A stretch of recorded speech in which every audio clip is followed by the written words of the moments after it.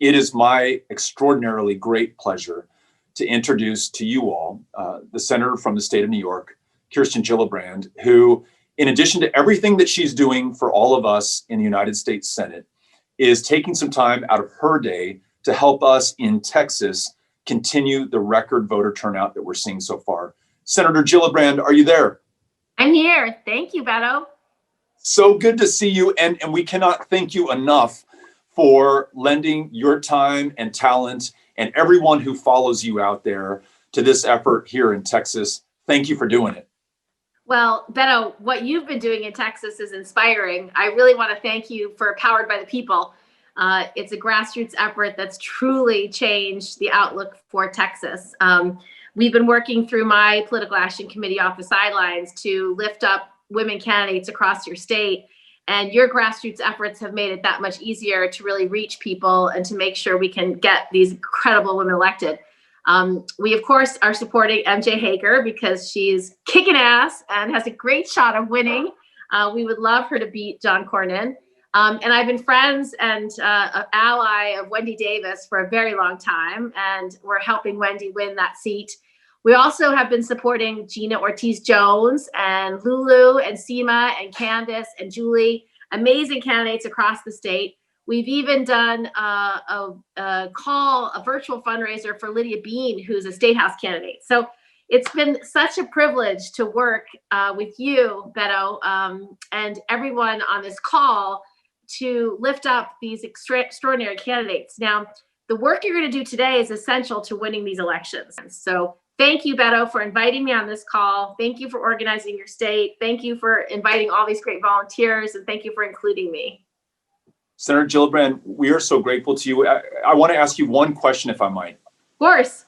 How do you approach this work? And maybe talk about the first time you had to go knock on doors or make phone calls during one of your campaigns, and how you talked to those future constituents in a way that connected with them and brought them in and over to your side. So the first thing I always do is introduce myself and say, hi, I'm Kirsten Gillibrand, and I'm knocking on your door, or I'm calling you because I believe in so-and-so for whatever office, we're running. Or if it was for myself, I'd say I'm running for Congress or running for Senate or running for president. And I'll give you one story from Iowa, from my presidential campaign, which I thought was very interesting. I was walking on a main street going into small businesses. And this was a women-owned small business. And I walk in and there's one shopper. And I was just there to ask, people what they were thinking about and what they wanted in a president. And so it's not dissimilar. So I walk up to this lady. I said, hi, would you mind talking to me and tell me what's on your mind? I'm running for president. And she said, well, I'm a Republican, but I'll talk to you. I said, oh, I'd love to talk to you. I would represent everyone. I said, so what's on your mind? And she said, well, I'm really concerned about immigration. And I'm concerned about all these people coming across the border. And there's many people who've been here already, and I'm just concerned. And I said, well, what do you think about if they did come and they had to pay their taxes, pay Social Security, wait a certain number of years, and then apply? Do you think that would be a smart system? And the lady said, oh, yes, that sounds perfect. I would love that system. I was like, well, that sounds like comprehensive immigration reform to me, because you want to have a system. And she said, well, yes, I do. That's perfect. So even though she was not someone who was going to vote for me, she picked one of the most divisive issues in America to talk about. I listened to see what her worry was. And her worry was that there was no process. So you may find common ground with lots of people.